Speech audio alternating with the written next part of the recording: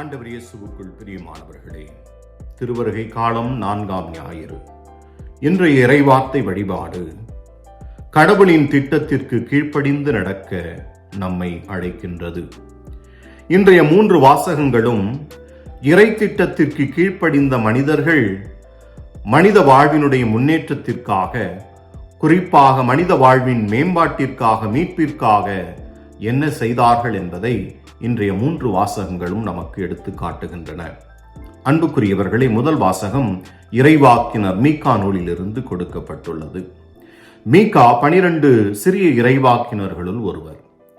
அவர் தன்னுடைய முதல் 3 அதிகாரங்களில் இஸ்ரேல் மக்களை தவறான பாதையில் வழிநடத்தி வந்த சில தவறான தலைவர்களை குறித்தும் அவருடைய அழிவை குறித்தும் 1, 2 மற்றும் 3வது அதிகாரங்களில் மீகா குறிப்பிடுகின்றார். தன்னுடைய 4வது அதிகாரத்திலே இஸ்ரேல் மக்களை கடவுள் தன்னுடைய ஆட்சியின் கீழ் ஒன்று சேர்ப்பார் என்று குறிப்பிடுகின்றார். 5ஆம் அதிகாரத்தில் இன்றைய முதல் வாசகத்தில் கொடுக்கப்பட்டிருக்கிற அந்த பகுதியில் இஸ்ரேல் மக்களோடு இறைவன் ஏற்படுத்தி கொண்ட உடன்படிக்கையின் அடிப்படையில் அவர்களுக்கு கொடுத்த வாக்குறுதியை அவர் நிறைவேற்றுவார் என்று மீகா குறிப்பிடுகின்றார். அதாவது கடவுள் என்ன வாக்குறுதி கொடுத்தார்? இஸ்ரேல் மக்களுக்கான ஒரு மெசியாவை பெத்லேகேம் என்னும் சிறிய ஊரிலே பிறக்கச் செய்து அந்த மெசியா தாவீதின் அரியணையில் அமர்ந்து மக்களுக்கான, இஸ்ரேலுக்கான ஒரு என்றென்றும் நிலையான ஆட்சியை உருவாக்குவார் என்ற வாக்குறுதியை இறைவன் கொடுத்திருந்தார். அதை அவர் நிறைவேற்றப் போகிறார் என்பதை இன்றைய முதல் வாசகத்தின் வழியாக இறைவாக்கினார் மீகாவிடமிருந்து இறைவன் இந்த வாக்குறுதியை நிறைவேற்றுகின்ற அந்த செய்தியை கொடுக்கின்றார். அன்புக்குரியவர்களே, பெத்லேகேமில் பிறக்கப் போகின்ற அந்த மெசியா தாவீதின் அரியணையில் அமர்ந்து அதை என்றென்றுக்கும் நிலையான ஒரு ஆட்சியாக உருவாக்கப் போகிறார்.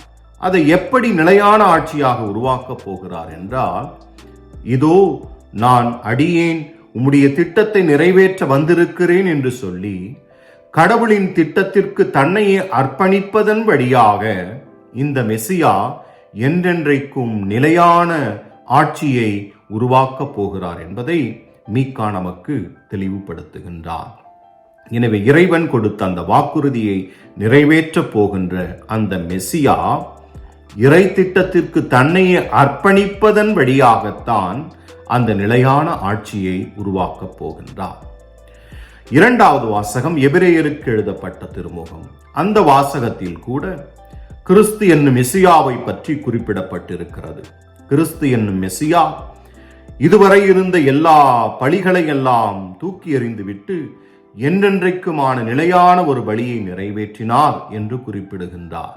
அந்த பலியை எப்படி நிறைவேற்றினார் என்றால், தன்னுடைய கீழ்ப்படிதலின் வழியாக, அதாவது கடவுளின் திட்டத்திற்கு தன்னையே அர்ப்பணித்ததன் வழியாக அந்த மெசியா பழைய பலிகளை எல்லாம் தூக்கி எறிந்துவிட்டு புதிய நிலையான ஒரு பலியை ஏற்படுத்தினார் என்று இன்றைய 2ஆம் வாசகத்தில் எபிரேயருக்கு எழுதிய அந்த திருமுகத்தின் ஆசிரியர் குறிப்பிடுகின்றார்.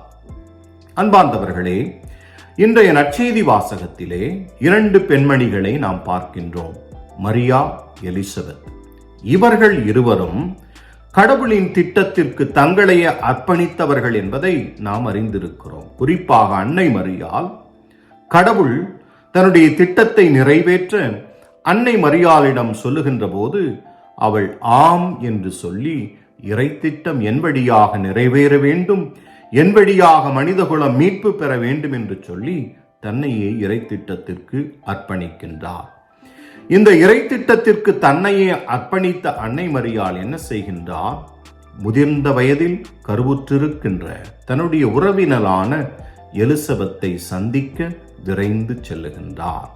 அன்புக்குரியவர்களே, எலிசபெத்தை சந்திக்க அன்னை மரியாள் சென்ற இந்த நிகழ்வை லூக்கா தன்னுடைய நற்செய்தியிலே குறிப்பிடுகின்ற போது இந்நிகழ்வை பழைய ஏற்பாட்டிலே, குறிப்பாக 2 சாமுவேல் புத்தகத்திலே 6ஆம் அதிகாரத்திலே தாவீது உடன்படிக்கை பேழையை எருசலேமிற்கு முதலாக கொண்டு சென்ற அந்த நிகழ்வை போலவே இந்த நிகழ்வையும் லூக்கா குறிப்பிடுகின்றார். இந்த 2 நிகழ்வுகளுக்கும் பல ஒற்றுமைகள் இருக்கிறதை நாம் பார்க்கிறோம். அன்பார்ந்தவர்களே, தாவீது உடன்படிக்கை பேழையை, கடவுளுடைய பிரசன்னம் தாங்கிய அந்த பேழையை எருசலேமிற்கு கொண்டு சென்ற போது என்ன செய்தார்? தன் மக்களோடு சேர்ந்து நடனமாடி அப்பேழையை எருசலேம் நகருக்கு கொண்டு செல்லுகின்றார். அதே நிகழ்வை இன்றைய நற்செய்தியிலே பார்க்கிறோம். அன்னை மரியாள் இயேசு என்னும் கடவுளின் பிரசன்னத்தை, கடவுளின் மகனை தன்னுடைய கருவிலே தாங்கியவராக புதிய உடன்படிக்கை பேழையாக எலிசபெத்தின் வீட்டிற்குள் வருகின்றார். இந்த புதிய உடன்படிக்கை பேழை என்னும் அன்னை மரியாளையும் அந்த உடன்படிக்கையில் பேழையில் இருந்த கடவுளின் பிரசன்னத்தையும் கண்டுகொண்ட திருமுழுக்கு யோவான், அதாவது எலிசபெத் அம்மானின் வயிற்றிலே இருந்த திருமுழுக்கு யோவான் அங்கே துள்ளி குதித்து ஆடியதை லூக்கா இங்கே குறிப்பிடுகின்றார்.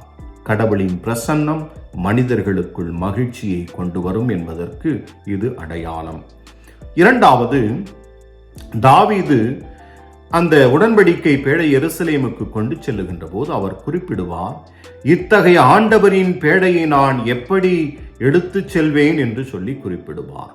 அதே போன்ற ஒரு வார்த்தையை இன்றைய நற்செய்தியிலே எலிசபெத் மரியாளை பார்த்து சொல்லுகின்றார். என் ஆண்டவரின் தாய் என்னிடம் வர நான் யார் என்று எலிசபெத் அம்மாள் அங்கே குறிப்பிடுவார். தாவீதை போன்ற அதே வார்த்தையை, கடவுளுடைய பிரசன்னம் உடன்படிக்கை பேழையில் இருந்தது போல உயிருள்ள உடன்படிக்கை பேழையாக அன்னை மரியாள் கடவுளின் கருவை, கடவுளுடைய பிரசன்னத்தை தாங்கியவளாக அங்கே இருக்கின்றார். எனவே அவரை பார்த்து என் ஆண்டவரின் தாய் என்னிடம் வர நான் யார் என்று எலிசபெத் அம்மாள் கேட்கின்றார். மூன்றாவதாக, அன்புக்குரியவர்களே, இந்த கடவுளின் பேழை எருசலேமிற்கு கொண்டு செல்ல வேண்டும் என்று ஆசைப்பட்ட தாவீது அதை ஓபேது ஏதோமு என்னும் மனிதனுடைய இல்லத்திலே வைத்து விடுகின்றார்.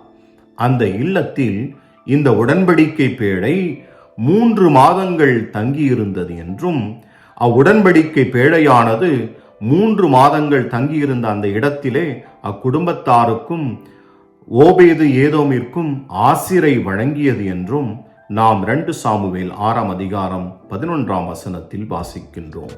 அதே போன்ற நிகழ்வை இன்றைய நற்செய்தியும் நமக்கு சுட்டி காட்டுகின்றது. அன்னை மரியாள் புதிய உடன்படிக்கை பேழை எலிசபெத் அம்மாளின் வீட்டிற்குள் வந்து 3 மாதங்கள் தங்கியிருந்து அவளுக்கு பணிவிடை செய்தார், அவளுக்கு ஆசி வழங்கினார் என்பதை நாம் இன்றைய நற்செய்தியிலே வாசிக்கின்றோம். அன்புக்குரியவர்களே, லூக்கா உடன்படிக்கை பேழையை தாவீது எடுத்து சென்ற அந்த நிகழ்வோடு ஒப்பிட்டு இந்த நிகழ்வையும் குறிப்பிடுவதற்கு காரணம், அன்னை மரியாள் புதிய உடன்படிக்கை பேழை, ஆண்டவருடைய பிரசன்னத்தை தாங்கியவள், ஆண்டவர் தனக்குள் வரவேண்டும் என்ற எண்ணத்திலே அவர் இறை திட்டத்திற்கு தன்னையே அர்ப்பணித்தவள். எனவே கடவுளின் பேழையாக அவருடைய பிரசன்னத்தை தாங்கியவளாக அவள் இருந்தாள் என்று லூக்கா குறிப்பிடுகின்றார். இப்படி கடவுளுடைய பிரசன்னத்தை கொண்டிருக்கின்றவராக, கடவுளை தன்னுள்ளே தாங்கி இருக்கின்றவராக அன்னை மரியாள் இருப்பதற்கு அடிப்படை காரணம், அவர் இறை திட்டத்திற்கு ஆம் என்று சொன்னதன் அந்த விளைவாகத்தான். இறை திட்டத்திற்கு ஆம் என்று சொன்னதன் வழியாகத்தான் அந்த இறை பிரசன்னம் அவளுக்குள் வந்தது. அதை தாங்குகின்ற ஒரு உடன்படிக்கை பேழையாக அவள் உயர்ந்து நின்றாள் என்பதை நாம் புரிந்து கொள்ள வேண்டும். இயேசுவுக்குள் பிரியமானவர்களே, இப்படி இன்றைய 3 வாசகங்களும் இறை திட்டத்திற்கு பணிந்து நடப்பதன் வழியாக நாம் இறைவனுடைய அந்த மீட்பு திட்டத்தில் பங்கெடுப்பது மட்டுமல்ல, இறைவன் நம்முள் வந்து குடிகொள்வதற்கும் நாம் வாய்ப்பாக இருக்கிறோம் என்பதை புரிந்து கொள்ள வேண்டும். அன்னை மரியாள் ஆம் என்று சொன்னதன் வழியாக இறை பிரசன்னம் தனக்குள் வர அவர் அனுமதித்தார். அதே போன்று நாமும் இறை திட்டத்திற்கு ஆம் என்று சொல்வதன் வழியாக இறைவனுடைய பிரசன்னம் நம்மிடையே இருக்கவும் நம்முள் இருக்கவும் நாம் வழிவகை செய்ய வேண்டும். திருவருகை காலத்தின் 4ஆம் வாரத்தில் இருக்கின்ற நாம் இயேசு பிறப்பு விழாவை நெருங்கி கொண்டிருக்கிறோம். இயேசு பிறப்பு விழா என்பது இயேசு இந்த உலகில் மனுவாக வந்தார் என்பதை அடையாளப்படுத்துகின்ற ஒரு விழா. ஆனால் அதையும் கடந்து அந்த மாபெரும் மனிதர், அந்த மாபெரும் இறைவன் நமக்குள்ளும் பிறக்க ஆசைப்படுகின்றார். அந்த இறைவன் நமக்குள் பிறக்க, அந்த இறைவனுடைய பிரசன்னம் நம்மிலே இருக்க நாம் என்ன செய்ய வேண்டும்? இறைவனுடைய திட்டத்திற்கு ஆம் என்று பதிலளிக்க வேண்டும். முதல் வாசகத்தில் மீகா குறிப்பிடுவது போல, ஆம் என்று பதில் சொல்லுங்க மெசியா தாவீதின் அரியணையை என்றென்றைக்குமான நிலையான ஆட்சியாக உருவாக்குவார். இரண்டாம் வாசகத்திலே ஆம் என்று பதில் சொன்ன கிறிஸ்து என்றென்றைக்குமான நிலையான பலியை உருவாக்கினார். இன்றைய நற்செய்தியிலே ஆம் என்று பதில் சொன்ன அன்னை மரியாள் என்றென்றைக்குமான கடவுளின் பிரசன்னத்தை தாங்கியவராக எந்நாளும் இருந்து கொண்டிருக்கிறார். எனவே ஆம் என்று இறை திட்டத்திற்கு நாம் பதில் சொல்லுகின்ற போது, இறை திட்டத்திற்கு, இறைவனுடைய செயலுக்கு நாம் நம்மையே கையளிக்கின்ற போது நாமும் அவருடைய பிரசன்னத்தை தாங்கியவர்களாக இருக்க முடியும் என்பதை இன்றைய வாசகங்கள் நமக்கு எடுத்து காட்டுகின்றன. எனவே இயேசுவினுடைய பிறப்பு விழாவை கொண்டாடப் போகின்ற அந்த வேளையில் இறை திட்டத்திற்கு பணிந்து அந்த பிறக்கின்ற பாலகன் நம்முடைய உள்ளத்திலும் நம்முடைய இல்லத்திலும் இருந்து நாம் அந்த பாலனை பிறருக்கு கொடுக்கின்றவர்களாக இருக்க இன்றைய வாசகங்கள் நமக்கு அழைப்பு விடுக்கின்றன. எனவே இறைவின் திட்டத்திற்கு பணிந்து இறை திட்டத்திற்கு ஆம் என்று பதில் சொல்லி அவருடைய திட்டத்தை நிறைவேற்றும் மனிதர்களாக வாழ நாம் முயற்சி செய்வோம். அதற்கான அருளை தொடர்ந்து இந்த திருப்பலியில் மன்றாடுவோம். ஆமென்.